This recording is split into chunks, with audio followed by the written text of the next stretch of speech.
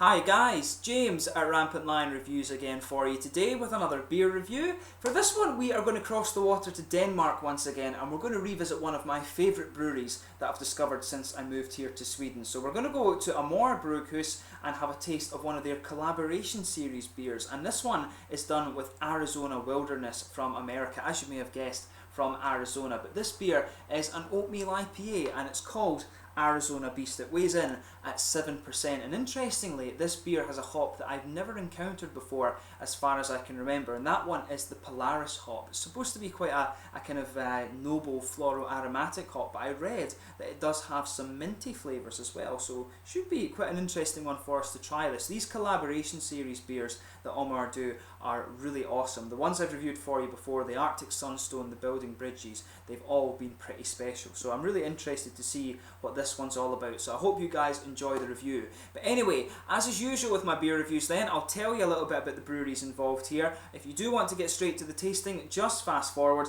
All the usual websites are in the video description below. That's both breweries' websites, the link to my future reviews that hopefully I can do from Arizona Wildernes. This is the very first time I'm trying one of their beers. There's the link to my other Amager reviews as well. There's quite a few of those now, and there's all the usual social media things, Facebook, Twitter and Untappd, so please follow me on there. Your support would be much appreciated, and if you do want to see more beer reviews, just subscribe to the channel, and I will apologise in advance for any bad Danish pronunciations in this video. I do think I should manage okay with the English ones for Arizona though, but let's get stuck into this review then. So to tell you about Amager Bryghus, so Amager Bryghus are based in Kastrup in Copenhagen in Denmark, and these guys are probably one of the most well-known Danish craft breweries outside of Toil and Mikkeller, of course, and these guys actually brew their beer in Denmark as well, which is always a plus. But the brewery was established in 2007 by two young friends, Morten Valentin Lundsbach and Jakob Storm, and both of them were quite avid home brewers. But apparently in school the pair were forced to do a chemistry and physics project together, so they wrote about the fermentation process that went on in beer. But after opening their brewery in April 2007, their beers really quickly established themselves in Copenhagen, and soon their first brew kit that they had was too small to meet demand. So in 2011 they upgraded to their new kind of current brew kit that they have, and they're based in Tornby in Kastrup in Copenhagen. But apparently they have quite a humorous approach to their brewing, and this has caused them a few problems when they've actually been exporting their beer to the nationalised beer shops in Finland, Iceland and Norway, because they like to write these really mad messages on the side of their beers, and some of them are actually quite good. It reminds me a little bit of the Brewdog ones that we have back at home. They write some stupid things on their beers as well, but that's what makes them a little bit quirky. But despite having these problems with the nationalised beer industries, Amager are probably the most well-known Danish craft brewery behind Toil and Mikkeller, and as I say, the plus point with these guys is that they actually brew their beer in Denmark. And the beer, trust me on this, is very, very good. These guys are easily one of the best breweries that you're going to find in Scandinavia, so if you haven't tried them already, do be sure to check them out. But on to Arizona Wildernes Brewing Company now. So these guys are a brewery I've never encountered before. So Arizona Wildernes Brewing Company are based in Gilbert, Arizona, which seems to be one of the sort of suburb cities of Phoenix, which I believe is the capital of the state. But the company was founded by John Bulford back in September 2013, and apparently he used to be a window washer, and he was inspired to start a brewery after seeing Sam Coglione from Dogfish Head on TV. So after seeing him there, he brought a copy of John Palmer's How to Brew, and he spent the next few years developing his palate and learning about brewing from his Bible, as he called it. But he met a new friend in Total Wine, and they began brewing together in his garage. But apparently John very nearly faced bankruptcy because of a delay in opening the brewery. They'd originally planned it to open in, I think it was November 2012, but it didn't open until April 2013. And all three guys who were involved in this brewery were really quite all in with this. So he's joined at the brewery by Brett Bettler, who is the business manager, and also Patrick Ware, who is the brewmaster. But John apparently is well known to enjoy hiking, and the brewery name apparently comes from when he hiked through the Chiricahua Wilderness in the Coronado Forest in Arizona, and he and Patrick apparently still go hiking there, and they like to forage for various berries to add for their brews. But soon after opening, the brewery was named one of the top new breweries of 2013. I think it was the top new brewery of 2013 on Rate Beer, and they're now held in very high regard in American craft beer circles. So this is a very up and coming brewery, and it's one that you definitely need to have a look at if you've not had a go at them already. I've only just discovered them today when I found this beer. But anyway, that's your little bit about both breweries here. So let's get on to the tasting of this beer. So as I mentioned to you, this one is a 7% oatmeal IPA. The little blurb on the side here, it says, the rumour was started by the Arizona Department of Transportation. A suspicious looking thing was spotted on some highway cam in one of the most remote areas of the Grand Canyon state. Was it a Yeti, was it a Sasquatch, or was it Bigfoot? Since then, the hunt has been on for the now infamous Arizona beast, dusky, spiky, and of course bearded. We have now chosen to believe that it's out there somewhere. Bearded indeed were Arizona Wildernes brewers John Buford and Patrick Ware when they came to brew at Amager. After a small morning detour to Sweden or Norway or somewhere, admittedly, European geography can be confusing. It was a day of good fun, laughter, drinking and a little bit of brewing. We hope you'll enjoy our baby beast of an oatmeal IPA. P.S. A final piece of good advice. Should you ever get the chance, do not keep up with the Wilderness boys when it comes to drinking beer or hard liquor. Many a person have tried and failed miserably. So this one, as I say, another one of the kind of crazy blurbs that they like to put on this. I'll let you have a little quick look at the artwork before we open it up. As I told you, this one is a 7% IPA. You can see the Arizona Beast. This one actually reminds me of the amazing Gotlander Campfire beer that they did with Malmö Brewing Company. That was about a monster as well, and I think that's what the breweries that they've chosen for this collab series have been searched out for these kind of local legends. So you can see the Amager Bryghus bottle cap on this one there, but some really awesome artwork once again from Amager. That's one thing that they are really well known for these days. As I mentioned though, this one is a 7% oatmeal IPA. The malt base on this one is Pilsner and Carapils with malted and rolled oats, and the hops in this are Hercules, Polaris, Citra and Amarillo. So Hercules of course is one of the trademark hops that Amager like to use. It's a German hop that has a really nice spicy floral aromatic character. Polaris, as I said, is one I've never come across. It's supposed to be quite floral and aromatic with a little bit of mint. Citra gives you that really nice tropical fruit, and Amarillo is a nice kind of slightly floral aromatic, but mainly an orange fruit that you get out of that. So this beer should be very interesting. So without further ado then, let's get stuck into this guy and we'll get on with the tasting. I really enjoyed this series so far from Amager, so I'm sure this will be another good beer. So yeah, as you can see, a nice smoky opening on this one, so we'll get it out and into the glass. And you will actually see me review another beer in this series as well. I have another one coming, I forget the name, but it is the collaboration that they did with Crooked Stave.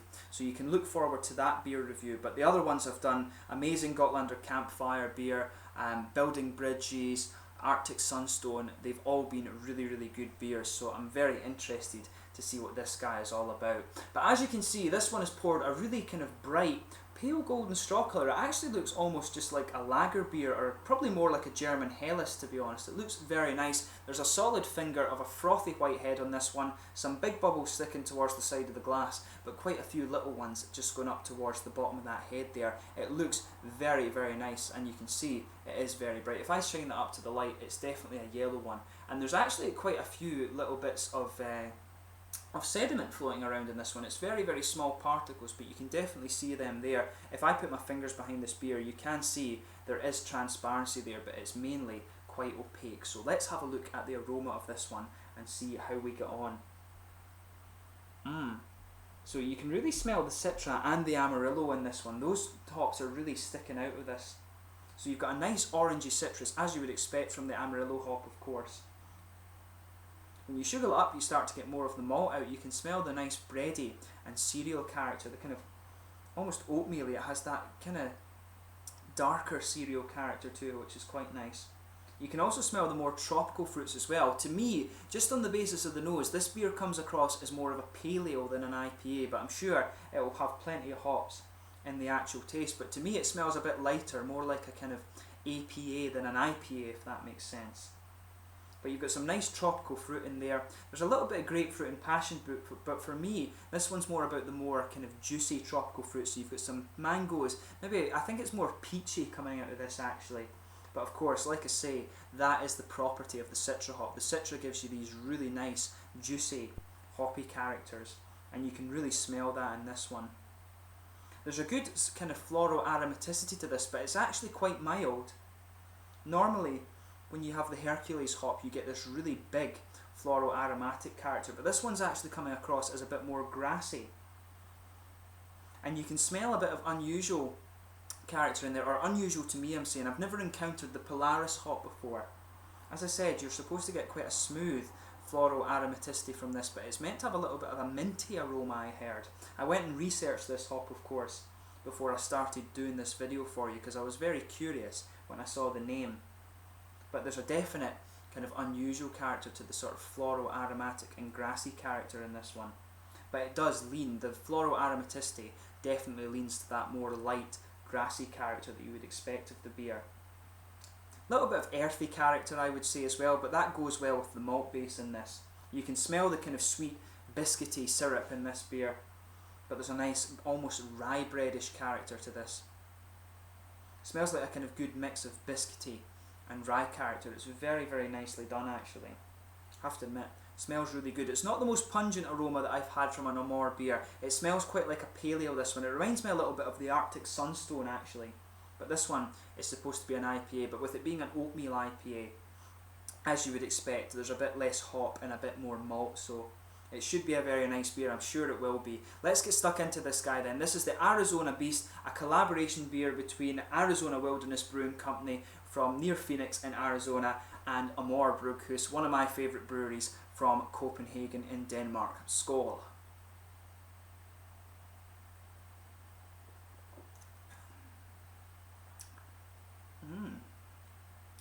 That's really interesting. That it's coming across. It does come across.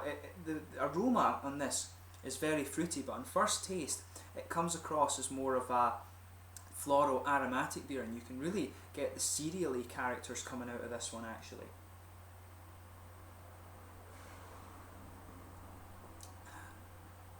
Yeah.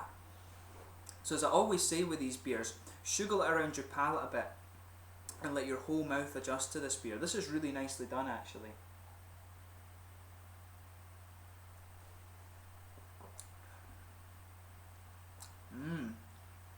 That is good.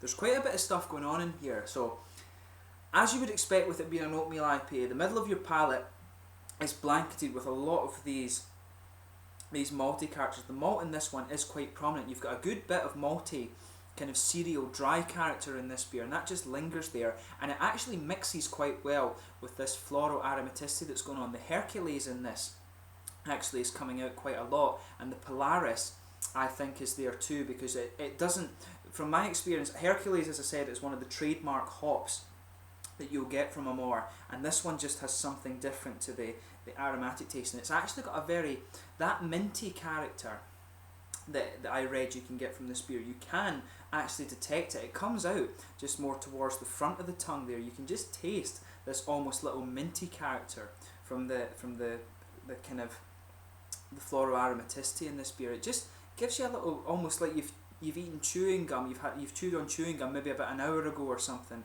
It's just that very, very subtle minty character, so it's really quite an interesting little quirk to this beer. Give this guy a try if you get the chance. It's really nicely done. And of course, with Arizona Wildernes being one of these almost foraging breweries, if you like, liking to add things to breweries, that's probably what they were going for with this. That minty, that little minty character that comes out of this beer is very nice.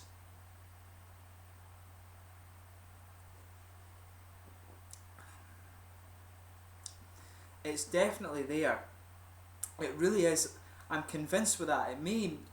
I'm hoping it's not because I've read that there's a minty flavour in this, but you really can detect that. As I say, just keep an eye on that front curve of your tongue there. There really is a kind of minty, almost, I don't know, not quite peppermint, but not quite spearmint. It's somewhere in the middle of the two. You can really get that around the front curve of your palate there, just with these grassy and sort of, it's like quite spicy floral aromatic. It's a very good complemented flavour. Just pay attention to the hoppy parts of this beer, that the floral aromaticity is all around the tongue. You've got a good hoppy, bitter, dry character to this one, and you've also got some dryness in the middle of the palate too. Overall, it is quite a dry beer. But let's dissect the flavour a little bit more than that.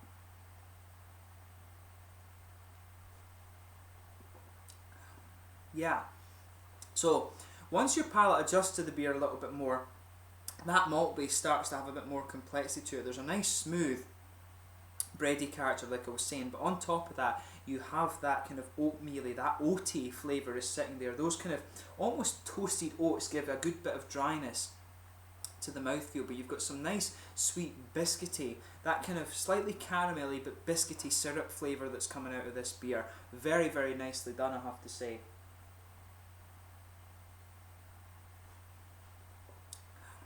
But yeah, the fruity character to this beer is definitely there too. If you go just behind that front curve of the tongue, you'll get that oily bubble where these nice fruity characteristics come out. There is a bit of orangey citrus there, but I think that's quite subtle. It's leaning more towards the citra hop in my opinion, and there is a kind of peachy character in there, but I want to say it's a bit of the grapefruit and the passion fruit are coming out in this beer as well. It's the more pungent, more oily fruit flavours that you're getting out of this beer rather than the juicier aspects that you can get from the citra hop in my opinion.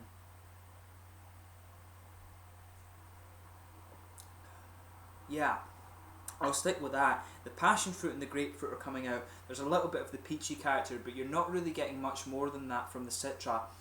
There's definitely a bit of the kind of orangey citrus that you would expect from the Amarillo in this one as well. So there's a lot going on in this beer.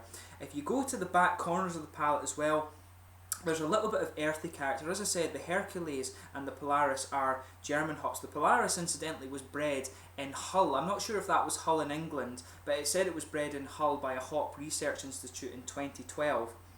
But it's supposed to be quite similar in character to some of these German hops, but you can detect a bit of that that kind of almost German noble character. You can detect a little bit of that earthiness in the back corners of your palate, but there's a good floral aromatic dryness as well. As you come further forward, like I said, it smooths out a bit. You've got some dryness on the front corners of the palate, and as you go around the front of the tongue, you get a nice grassiness, just with a little bit of floral character. But then there's that really quite quirky little minty edge to that, and it's really nice. It does taste as if, you know, you've brushed your teeth and you've just got a little bit of the toothpaste flavour left in your mouth. It's actually a really nice little quirk to the beer, so just pay attention to that. But overall, it's another very, very good beer from Amager, and with Arizona Wildernes, this little quirky edge that they've added to the beer is really nice. If you get the chance to try it, definitely do it. I bought this beer as part of the small partier range that System Blogget released, and it was 22nd of January actually that I brought this beer, but you'll see this review I guess sometime just in early February, so do try this beer if you can still find it. But yeah, another really good effort from Amager Bryghus, and I wouldn't expect anything less from these guys. But in terms of the mouthfeel, this one I would say mid-bodied. Carbonation is quite smooth. There's a little bit of oiliness to this beer, but overall this is actually one of the more dry ones I've come across. The batch 1000 had a hell of a lot of IBUs in it, but this one is even drier than that, I would say, and it's both from the hoppy character, the Hercules and the Polaris really kind of come together in this one and make it quite dry, but at the same time there's some of the oatmeal-y characters are making it dry too. So overall you've got a malty dryness and a hoppy dryness, but there is a little bit of sweetness in there from the malt, and you do get a little bit of juicy fruit character as well. But like I say, overall this is another very, very solid beer from Amager, and it's really cool to encounter another American brewery in Arizona Wildernes. My first visit to Arizona actually for a beer, so I need to try and get some more beers from there in the fairly near future. So yeah, again, another really solid beer from Amager. So if you have tried this beer before, as always, please let me know your own thoughts on it in the comment section below. I thank you once again for watching my beer reviews. Until the next time, please like, subscribe, share, all the usual YouTube stuff. Go and check out my social media things, but most importantly, go and check out Arizona Wildernes Brewery. They've got a few bars and things, I believe, around the Phoenix area, so check them out, and go and check out some Amager beers as well. Those of you watching in the rest of the world, please take it from somebody who lives very close to this brewery. These guys are damn good, so if you want to get into Danish beer, you need to check out some of their stuff. But thank you again for watching, and I will catch you soon. There's another beer in this collaboration series to come, so you'll see me review that soon. Slàinte just now.